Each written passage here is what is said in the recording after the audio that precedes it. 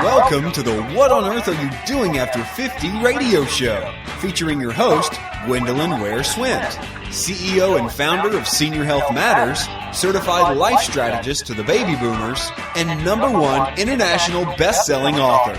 Gwen is all about life after 50, arriving in tip-top health to go on to the next career. Gwen's guests will inspire you to eat healthier, live more energetically, and support you to ramp up your second half of life. And now, here's your host, Gwendolyn Ware-Swint. Good morning. Good morning, everyone. Welcome to What on Earth Are You Doing After 50? It's a Friday morning. The sun is shining brightly, but it's still cold outside. The birds are chirping. It feels like spring. It looks like spring, but like I said, it's cold. Welcome to the show, everybody. I'm your host, Gwendolyn Ware-Swint. I'm co-author of Bold is Beautiful and Living Without Limitations, 30 Mentors to Rock Your World. Both books are on sale at Amazon.com, so you can go to my author page and order your copies today. Today, my guest is Cindy Nunnery. Cindy is an advocate for living lives with love every day. Cindy's website is www.cindynunnery.com. This is an active website with lifestyle, health, and nutrition news as well as easy recipes. As a board-certified holistic health and lifestyle coach, a Sanovive Medical Center health advisor, and a Live Well International Premier Wellness Coach, Cindy's philosophy isn't just about eating well or losing weight. Her work revolves around the various aspects of our lives that makes us human. Relationships, career, finances, spirituality, and more. Cindy's goal is let's make today our best day yet. And with that, I'd like to introduce my very special guest, who is also a co-author in Bold is Beautiful. Cindy, please. Hello, Gwen, and thank you so much for having me on, and thank you for such a nice intro. Oh, I appreciate that. You're welcome. I'm so happy to have you here, Cindy. You know, we're sister co-authors in the book, Bold is Beautiful, and I just want to let the audience know when we're co-authoring these books together, we sort of become like sisters. We support each other. We're like a sorority, would you say? You know what, Gwen? One of the greatest experiences that I have in being a co-author in this book is meeting other women, fabulous women like yourselves, and getting to know each other at a much different level in a very short period of time. So I would call that a sorority for sure, yes. Yeah, that's so true. I feel the same way about that. It's so nice to be able to support another person and each other as a group, really. And I agree. In all walks of life. Yeah, so Cindy, today, on my show, I normally ask everyone what their favorite quote is. So I'm going to put that question to you, Cindy. What is your favorite quote? One of your favorite quotes, I'm sure. One of my favorite quotes. I am a quote-aholic. I have saved many, many quotes, and I use them and share them on Facebook and other ways to, kind of show how I'm feeling at that given moment or that given day. And lately, a lot of what I'm doing, and I'm sure we'll talk about this a little bit through the show, I'm talking a lot about how we feel. So this quote that I picked is from one of my favorite people in the whole world, Danielle Laporte. And she says, the journey has to feel the way you want the destination to feel. And the reason reason I picked that is we are all on these journeys, right? We're on these journeys to get someplace.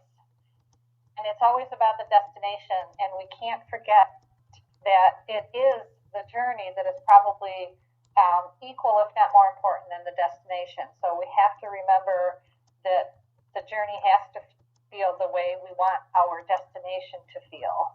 Right. Yeah, I agree with that. The journey is what it's all about. You know, if you forget, if you keep your mind on the destination, you'll never enjoy the journey, right? Absolutely. Smell the roses along the way. Right. That's what I always say, Cindy. Yeah. Well, I usually come up with a quote myself. I like to write them myself, and if you don't mind, I'd like to read one that I've written. Awesome. Okay. This is one of my favorite ones, and it's around nutrition and eating well. I think that's so important on our journey, or you're not going to enjoy your journey if you're not eating properly. Would you agree, Cindy? Absolutely. Yeah. Okay. So my quote is, "You can look good and not be healthy, but you cannot be healthy and not look good."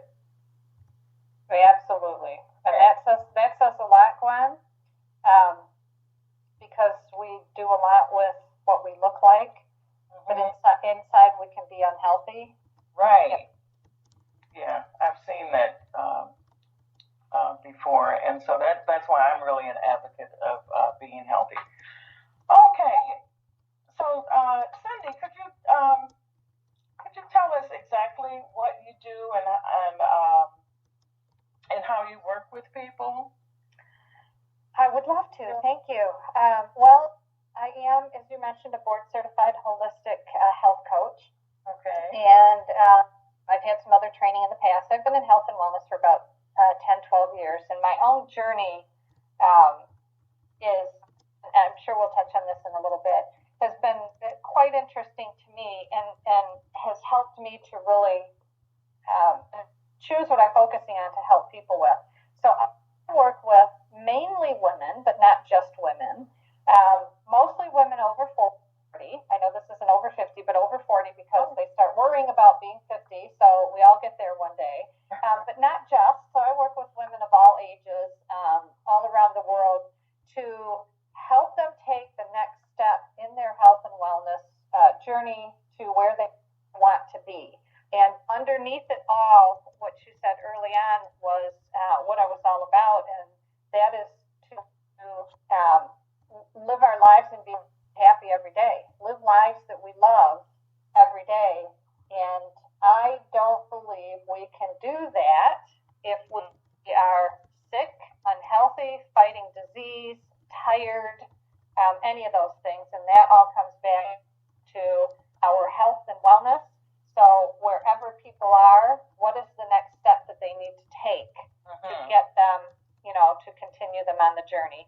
And I do that through one-on-one coaching, a little bit of one-on-one coaching. I don't do as much of that, primarily through programs that I offer that people can do at their own pace that include, print, audio, video, mostly online. Okay. So, Cindy, what do you think is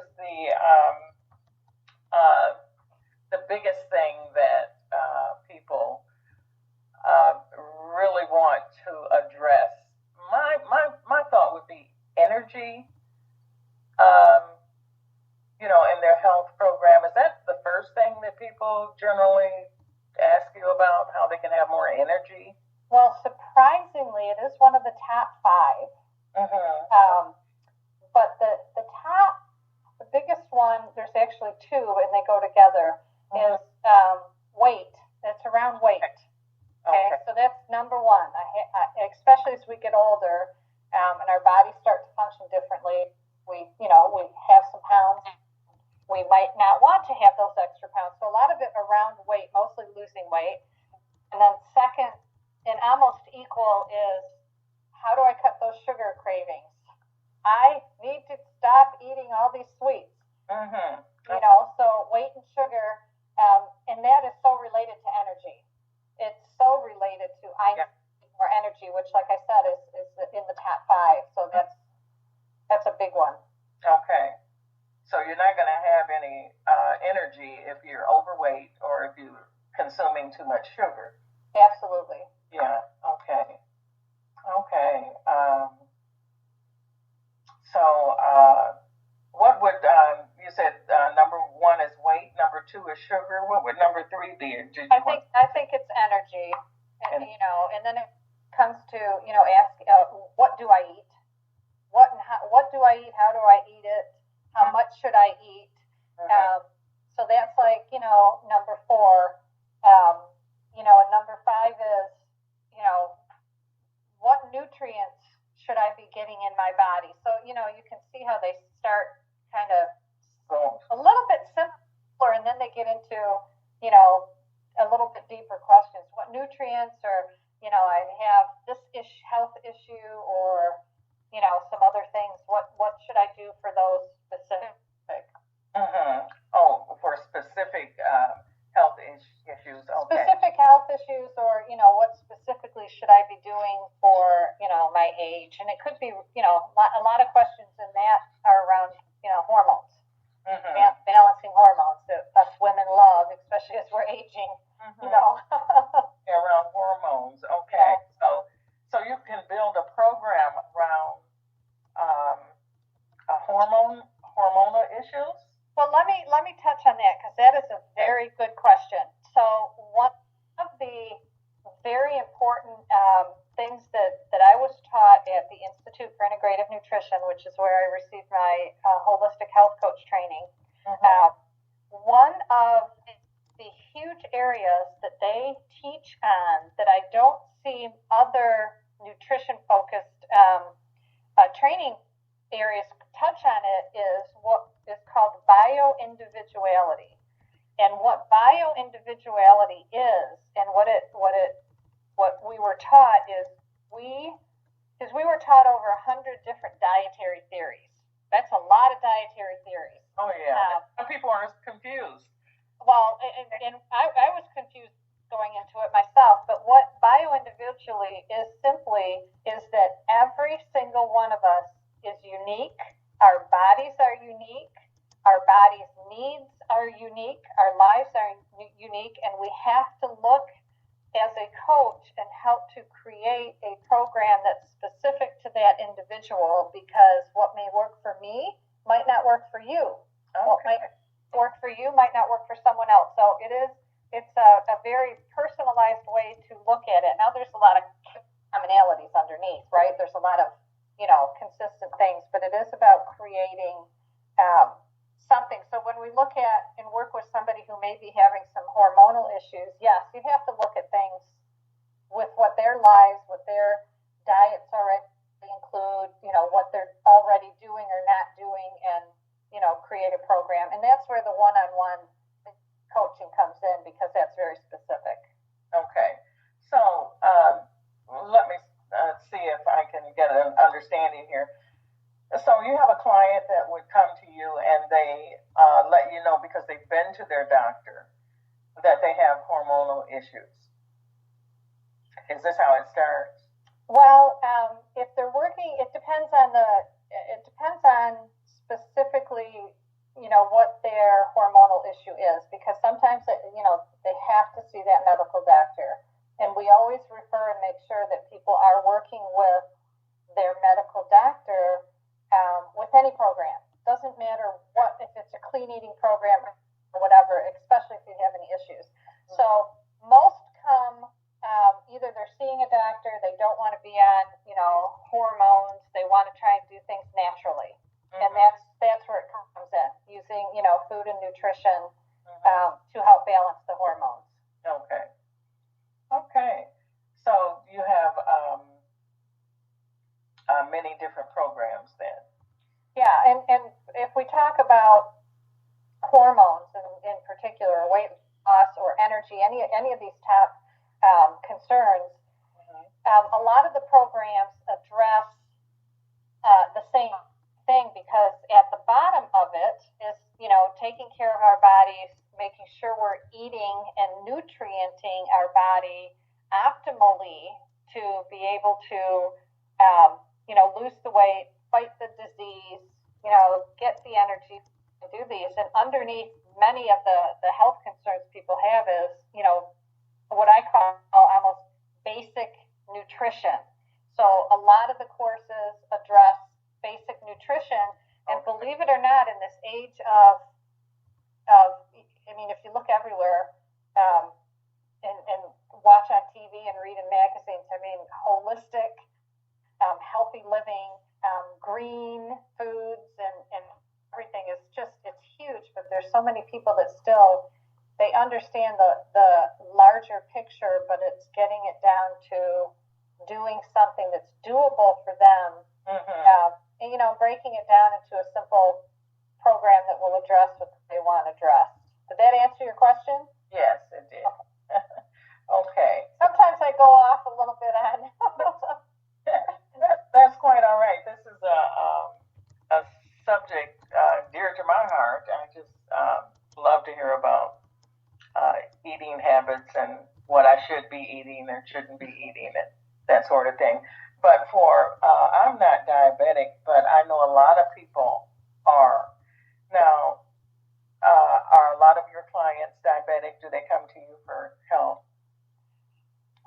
Boy, that's that's right up there in the concerns. And one of the things that I am very much an advocate of is low glycemic eating, and that simply means low sugar, keeping the sugars that you eat.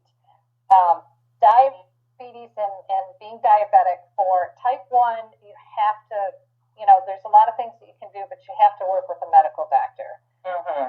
For type 2, which is what a lot of people struggle with, or pre-diabetes, getting to that state, that's lifestyle, that's nutrition, that I work a lot with. Most of my programs and most of what I support and help teach people it's all low glycemic eating. So it's watching that, because I think that's just key to everything. And I was just watching something as a little side note, Gwen, because this talks to the confusion that people have on, what should I be eating? So we see these fruit smoothie places all over, right? You can get fruit smoothie everywhere. So I am a big proponent to help people understand that having a fruit smoothie isn't necessarily a good thing, even though it's being promoted as it's a fruit smoothie and it's, fruit's good for us. Well, did you know that, an average fruit smoothie can have almost 1,000 calories in one average fruit smoothie? 1,000 calories. Now, most people have a fruit. That's a lot, right? And besides that, it can contain 48 or more, in some cases, the equivalent to 48 or more teaspoons of sugar. Yeah. Or tablespoons of sugar. So, fruit smoothies are high calorie, high sugar. So they're not low glycemic. They're not. I am a believer that they are not good for you. You should not drink a fruit smoothie on its own in a large size like they're selling these days. A little cup, it's more of like a treat than it is a beverage, because you can have too much.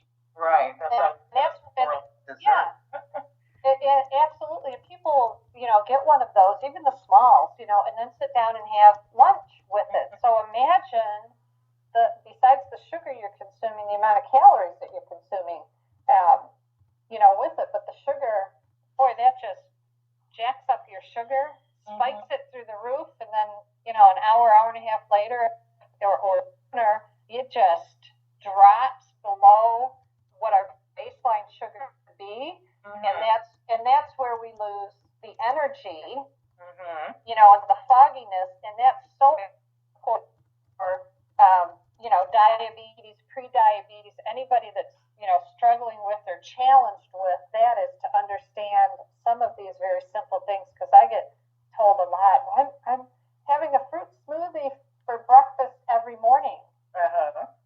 And, my question is, did you add spinach or kale, fiber, and good carbs to it besides just the fruit? Because if you don't balance that out, that helps to balance the sugar not to be absorbed so quickly. You're setting yourself up for, a not such good nutritional day. Yeah, that's a good point to add those vegetables to it. Like you said, it'll keep it from, it'll break down slower in the system. Is that what you're saying? Exactly. You have to have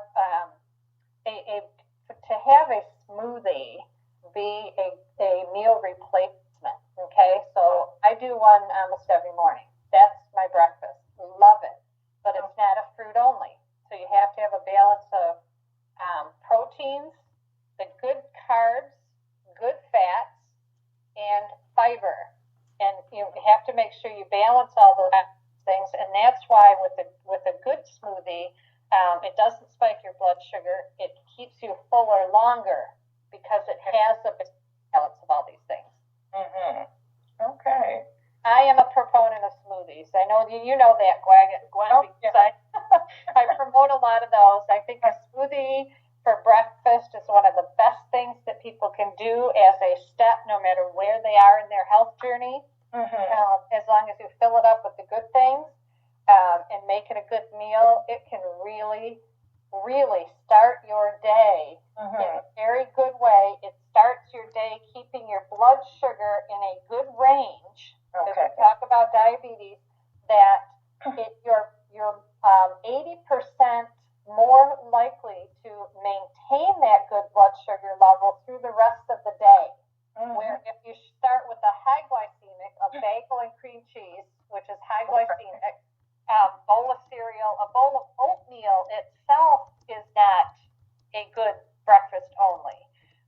Those can spike your blood sugar because the carbs turn into sugar, and the sugar spikes your blood sugar, and then it drops. When your blood sugar drops, that's when you start to reach for the candy bar, this things that we need to feed ourselves because our body's telling us, feed us something. Our blood sugar drops. We're at a dangerous level, and we don't have control over that, and that will continue the rest of the day. So starting out with a healthy, good breakfast, and smoothies are so easy because you can take them on the run with you. To do that. I go off on sidetracks, Gwen. No, that's okay. I'm on my smoothie, but you know what it is? It's a part of, it's underneath all of it. Right, and that's a good way for not just a diabetic to start their day, but anyone. Absolutely. Right. So that's a good thing. So maybe we'll, especially in the 50 plus Facebook group, we can post some different. I think that's a great challenge that we want to do too, is a smoothie a day, and really monitor, because a lot of what I do with people, and that I just ask people, even if I'm not working with them, it's like, tell me how it feels, or pay attention to how it feels when you eat certain things or do certain things, and start paying attention to what your body's telling you, to what you're feeling with it, and that helps to guide you, because that you're taking the clues from your own body. And a lot of times when people start to eat breakfast, because they skip breakfast, one of the worst things you can do, and they start to eat breakfast because they're afraid of adding calories, or they don't have time, and when they start to do that, they start to feel better. They start to feel more energy, and in many cases, without changing much else, they start to lose weight eating breakfast, which is amazing, because you think, well, it's given everything else is the same and they're eating fairly well, but they're skipping breakfast. Just by adding in, a healthy smoothie, or, a nice healthy breakfast can help people lose weight, not changing much else, because their bodies can use that nutrition to function and give it energy versus store it as fat. And then, like you say, you're not that hungry afterwards during the day, so you will lose weight. Is that what I'm hearing? Absolutely. Well, because you're feeding your body. So you 5 to 6 times a day. That's one of my things on average. Now, some people, I'm not talking 5 huge meals, but three good meals and a couple snacks, because you're constantly giving your body good fuel, and all you're doing is from one to the next is feeding yourself where you're staying full. So when I have a smoothie in the morning for breakfast, I'm usually good for 3 hours, and then I can have a snack. Okay. I don't need a whole meal. I just need a snack. Okay. And what would that snack be, Cindy? Oh gosh, I do anything from an apple or a banana, or it depends on my day as well. Sometimes I have, and some people call me crazy, but it works for me. If I make one of my huge pots of my favorite black bean soup or something like that, I may have at 10 o'clock in the morning a bowl of this delicious soup, because that's one of the ways that feeds me. But it's a nice healthy piece of high grain, whole grain bread with some sun butter. Sun butter is fabulous to try if people haven't tried it. It's a sunflower butter, and it tastes it's delicious. So that has some of the protein. So again, with your snacks, you want to make sure you're getting protein. You're getting some good fats in there. You're getting fiber, because those help you to stay full. A handful of almonds, if anything else. A handful, not a whole bag of almonds, but a handful of almonds or walnuts or, something like that for a snack. Or protein balls. I have fabulous protein ball recipe on my website that, pop one of those in. They're delicious. Okay, and give us your website address, Cindy, in case people want to go to that. Sure. It's cindynunnery.com. CINDYNUNNERY.com. And I'll be launching a new one pretty soon where it'll be much easier to find some of the recipes in there. So stay tuned on that. But okay, that's great that people can have somewhere to go to get some of these healthy recipes, Cindy. Thank you for that. Yes, and the other area, if you don't mind me mentioning, because sometimes I do post while I'm revamping my website on my Facebook page. And my Facebook page is facebook.com/poweredbynutrition. And I do post a lot of things on that Facebook page too, and share recipes and simple things that, good tips and things on eating and nutrition. Okay, so they can go there as well. Yes. Okay, great. And they can also go to our What on Earth Are You? Actually, people that we already have members, but if anyone would like to join that, we also have some challenges there for you by Cindy. Yes. So that would be What on Earth Are You Doing After 50? If you would like to join that, you can just go to my Facebook page and send me a private message or and ask to join the group. And sometimes it just comes up and you can just ask to join the group. Someone the other day it just popped up, and then she asked to join the group. But otherwise, you can just go to What on Earth Are You Doing After 50? And I love that group, Gwen. Well, I love having you there, Cindy. It's so helpful. Yeah, and there's that other people share in that group too that are just so, worthwhile. They are. And very applicable to those of us 50 plus. Yes. That's what I like about it, because we have, like you said, we have challenges of our own. Okay, so we are going to do a March challenge starting today. So if anyone wants to join that challenge, they can go to What on Earth Are You Doing After 50? and join the challenge. And Cindy will be posting,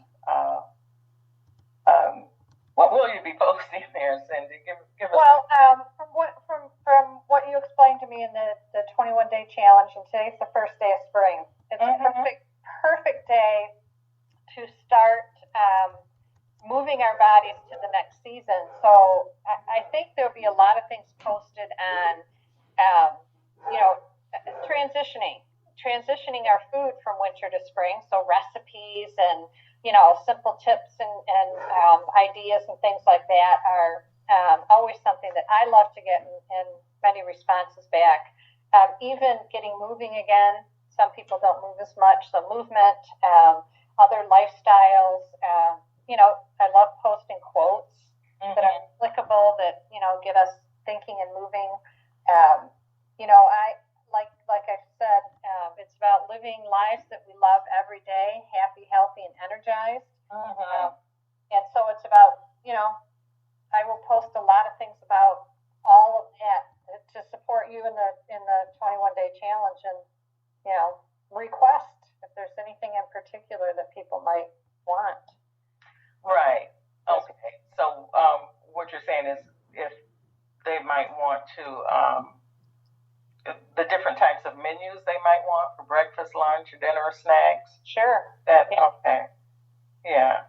Okay. One question I wanted to ask you, Cindy. When I first started doing smoothies, and I think this is true for a lot of people, there was always talk of mixing, that you don't mix fruits and vegetables. What is your take on that? Well, there's a lot of truth to that, okay? And remember, I say I help people take the step where they're at. So getting people to do healthy smoothies is one, and then you can move in that whole smoothie food arena, as I call it, from one level to the next. Ideally, you don't mix a lot of fruits with your veggies. They digest differently. We should be eating them at different times. Okay, so that's a good reason why you should have a recipe and not just think that you can just go and throw a smoothie together. Exactly. Now, I always say, you know what, add your fruits, add a lot of greens. If that's the step you need to take, eventually people's taste buds change. And things that used to not be as sweet become too sweet, so they start to lessen up the fruit. Right. It's true. It is. I find that to be true all the time. Yeah, so, Others as well. Yeah, so it's a step. So ideally, yes, we're supposed to, if you want to make a green smoothie, and a green smoothie is a great way to get a lot of your greens in that we need to be eating in a day into a meal, because we have to have a huge plate full multiple times a day, and sometimes we just can't do it. I'll be honest, I can't do it. And I like eating. I can't eat that much. So I put them into a green smoothie. Now, when you're making a green smoothie and getting started into that, flavor can be an issue. So I tell people, add some fruit, but don't overdo it. Good fruit to add is a green apple, some green grapes. Some people can throw in a little things like pineapple helps to sweeten it up, and it's green. I'm talking you're adding a lot of spinach and kale and celery and cucumbers and making a really heavy-duty, powerful green smoothie that if you're not ready for that taste, then add some fruit, and eventually you back out a little bit of the fruit because your taste buds change and you begin to enjoy the flavor of these good things. Right. The same is true with sodium. Once you start to cut back on that sodium, well, you get something with too much sodium and you really don't want it, whereas before it was almost not enough. Absolutely. Absolutely. And I've moved from regular iodized table salt, which is what most people use, to sea salt. Oh, yeah. Yeah, and sea salt isn't, it's still a salt, but it isn't as salty. And I'm moving from, and I'm trying different sea salts. So I'm using a pink Himalayan sea salt right now, and I'm going to start using a little bit more of the Celtic sea salt, which, a little bit different flavors, and they're both salts, but they have different impacts on our from a nutritional standpoint too. Okay, I've seen those in the health food stores. I may have purchased it one time, but didn't really pay that much attention to the difference. That was some time ago, but I think I'll try that again, Cindy. I know I've been using sea salt for a number of years because my ankles would swell. They still do a little now, but when I changed from regular salt to sea salt, what a major difference. Yeah. In the water retention. I don't know why that is, but it happened. So sea salt for me is a good thing, and I'm sure it is for others. Yes, absolutely. There's some cases where I add a pinch of sea salt to my smoothies. Okay. Mm-hmm. Yeah, a pinch, not a bunch, but a pinch. You don't taste it in a big smoothie, but it does. It does add to it and helps to bring out some of the flavors too. Yes. The same thing with coffee. I don't know. I'm sure there are a lot of coffee drinkers out there. But occasionally, if you just put a pinch in coffee, it really brings up the flavor in coffee. And I often forget to do that. But when you do, just like you said with the smoothie, it does bring up the flavor. Yes. Mm-hmm. Okay. Cindy, your chapter in Bold is Beautiful. Would you like to talk about that a little bit? Well, I'd love to. It's I have the book in front of me, and I'm speaking tomorrow and I know you're in we're in the same area. I know some of your listeners are not in our same area in Michigan, but I'm speaking tomorrow with another co-author out in Commerce, Michigan. So I pulled out the book to, just read through it again and look at it. It's such a wonderful book. Yes. And Kim Smith, who compiled it, did a great job of, putting it together and pulling in some really powerful people with some amazing stories. Right. So my chapter is chapter 23, and it's, goes along with everything that was mentioned in this show, is be happy, healthy, and energized every day. And it's kind of a little journey in,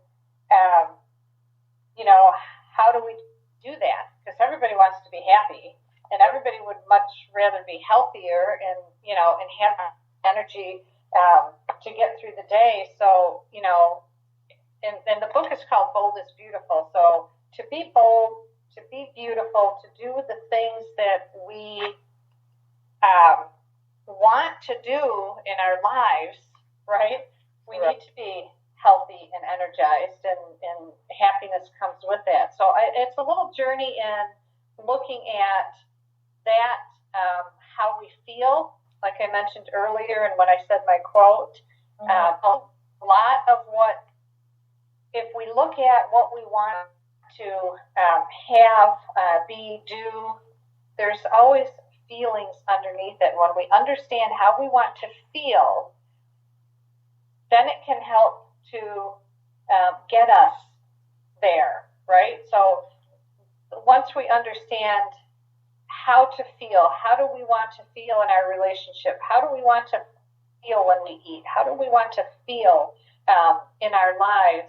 That really helps to guide us. So my chapter is a lot about getting in touch with understanding that. Now, it's huge because, you want to think about a goal you have and, what you want to be doing. And this all falls under being bold. It goes with the book, because maybe we want to, start a blog, or we want to,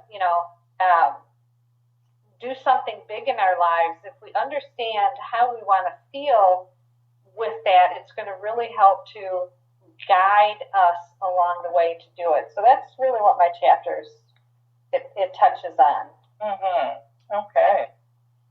Yeah, that is so true. If you're not healthy, like you said, Exactly. If you don't feel good. Well, and there's a quote in there, and I love this because being from Detroit, and you are too. I'm from, yeah. So Kid Rock, okay, big rocker guy. He's also from, north of Detroit. And I put a quote of his in there in the book because it fits it. Mm-hmm. And the quote is, and this kind of goes along with everything. If it looks good, you'll see it. If it sounds good, you'll hear it. If it's marketed right, you'll buy it. But if it's true, you'll feel it. Mm-hmm.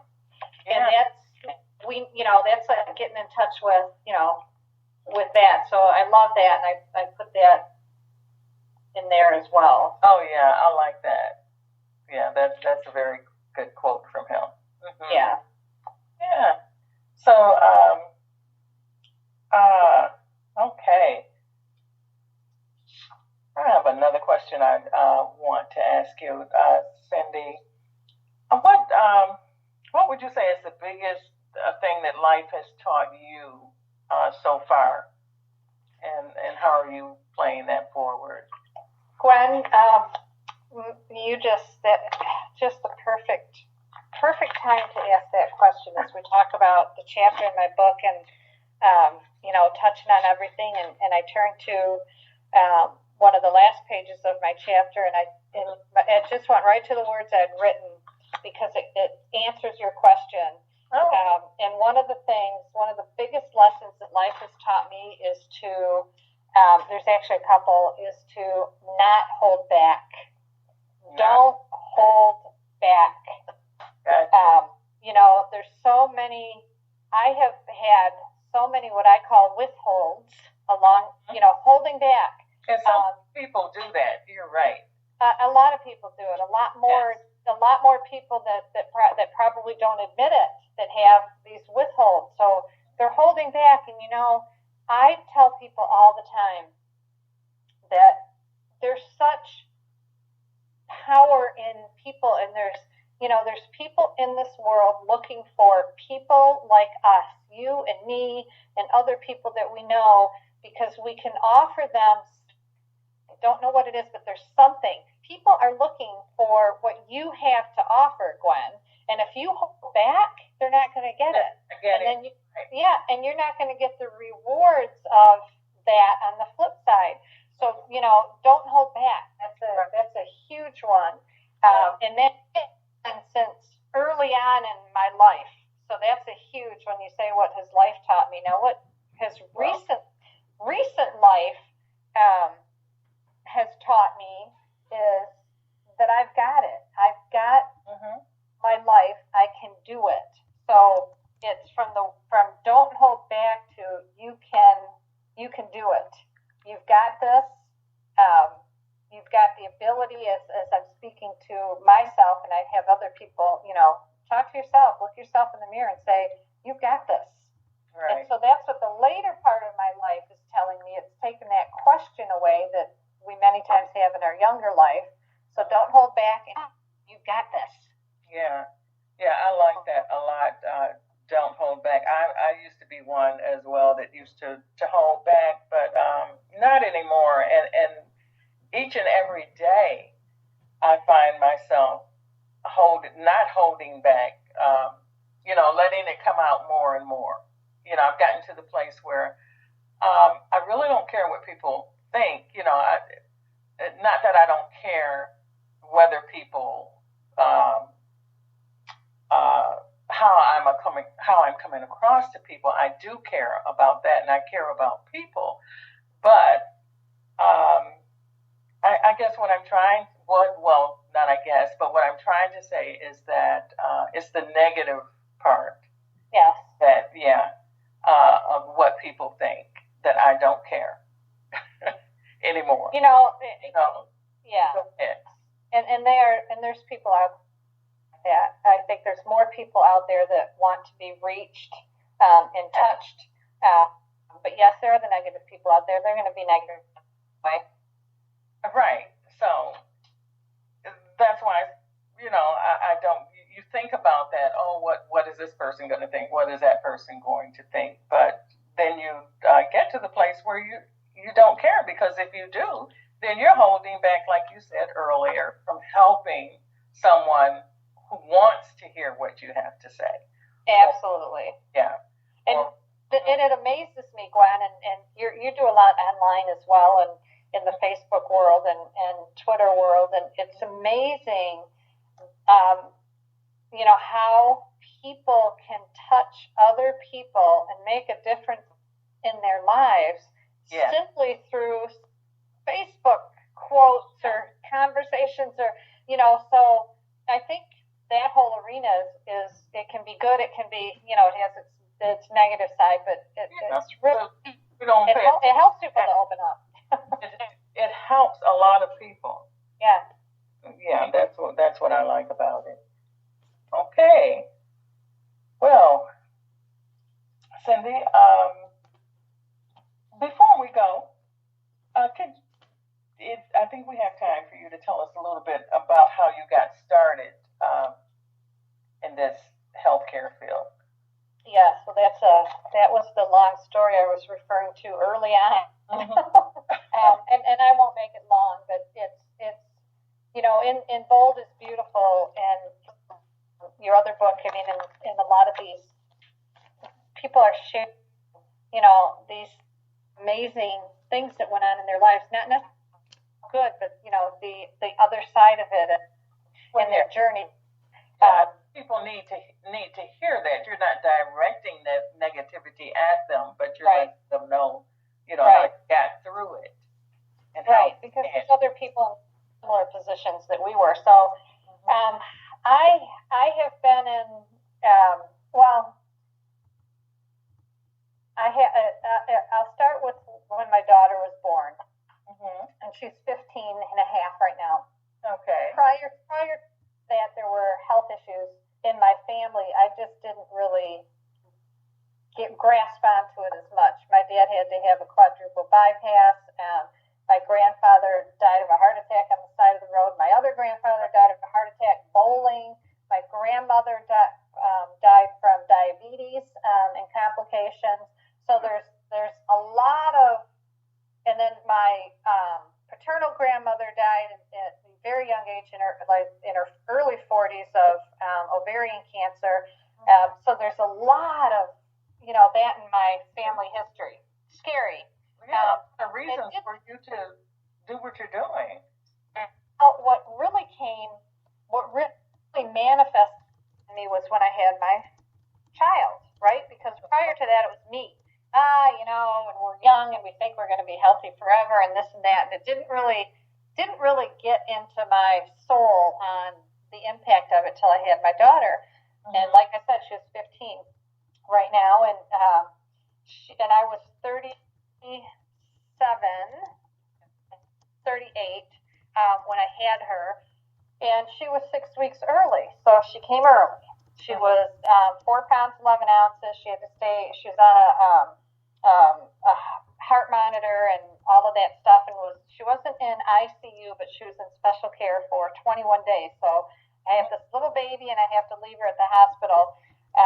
And about 3 weeks, 3.5 weeks after I have this little baby, and she comes home, and my mom's traveling, and they got back just as my daughter was able to bring her home. And so my mom was staying with me to help out when she coughed up blood, and then there was shortly thereafter diagnosed with stage 3A lung cancer. Nice. And she was given 2 years. They said, if you have 2 years, because it was grapefruit size next to her lymph node and it was inoperable. So they didn't give her a very good prognosis. And so imagine I'm there with this little baby, health history already, and then mom gets diagnosed with lung cancer. And I'm like, I want my mom around. I have this little baby. What am I going to do? That's when you need your mom. So, life really got shoved right in my face, right flat in my face, pretty hard at that time. And that's when I really, really, really started to look at it. Plus, I was not 37, 38 isn't old to have kids, but it's not young either. And I started to, progress my life out saying, okay, how old am I going to be when my daughter married or maybe having kids, and I didn't want to be an old mother. I didn't want to be an old grandmother when she decides to have kids someday. I want to participate in her life. So that, with the health history and my mother's cancer, everything just kind of whoosh came in, and it was like, you got to start doing something, Cindy.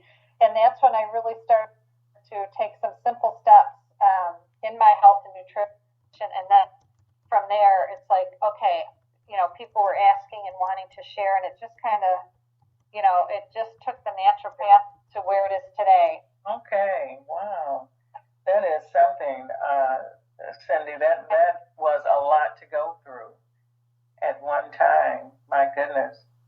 It can, life can throw some things in your face. It's just it's never too late. Mm-hmm. No, it is not.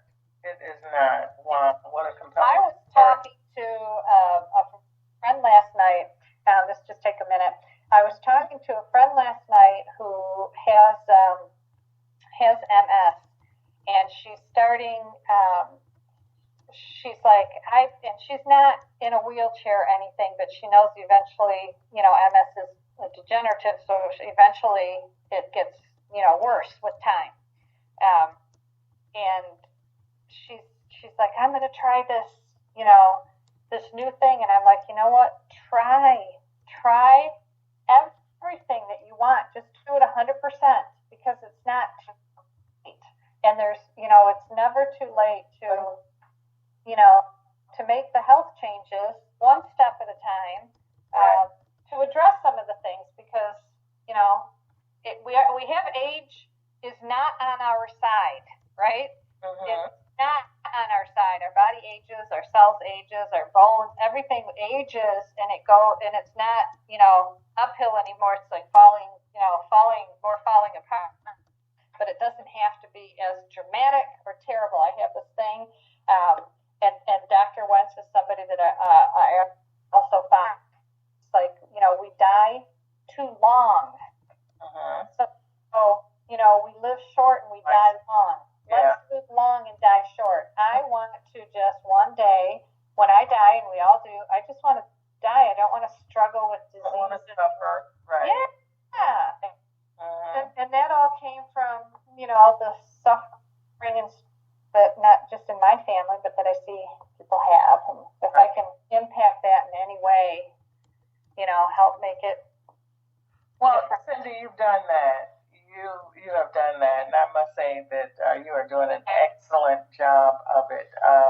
You are, in my sight, the go-to person for nutrition and helping people with their bodies, helping people to live their lives well. And I appreciate that. I do. Thank you very much. Mm-hmm. And Cindy, we're about out of time, and I appreciate having you on this show so much. Thank you for having me. Such an honor. I was so excited and honored when you asked me to come on and do this. I so respect you, Gwen. Oh, well, thank you, Cindy. Thank you. I feel the same way. Thank you so much. So anyone wanting to get in touch with Cindy at this time, she can be found at www.cindynunnery.com, and that's CINDYNNERY.com.